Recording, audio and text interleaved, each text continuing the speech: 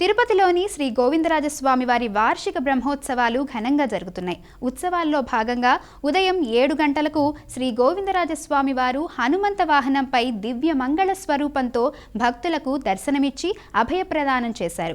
భక్తజన బృందాల చెక్క భజనలు, కోలాటాలు, మంగళ వాయిద్యాల నడుమ వాహన సేవ అత్యంత వైభవంగా జరిగింది. అడుగడుగునా భక్తులు కర్పూర హారతులు సమర్పించి గోవిందనామస్మరణతో స్వామివారిని దర్శించుకొని పరవశించారు. త్రేతాయుగంలో శ్రీరాముడికి పరమభక్తుడిగా వెలుగొందిన హనుమంతుడు భక్తి, శక్తి, శరణాగతికి ప్రతీకగా నిలిచారు.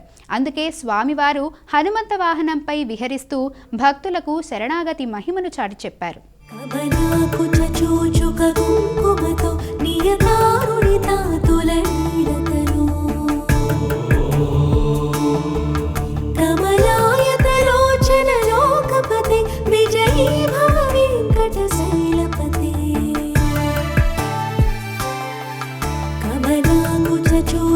కుంకుమతో నియతారుణితా తులనీలతను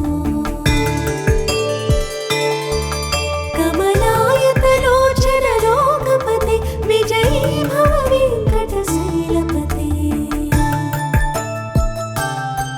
సచతుర్ముఖ షణ్ముఖ పంచముఖే ప్రముఖాఖిల దైవతమౌళిమనే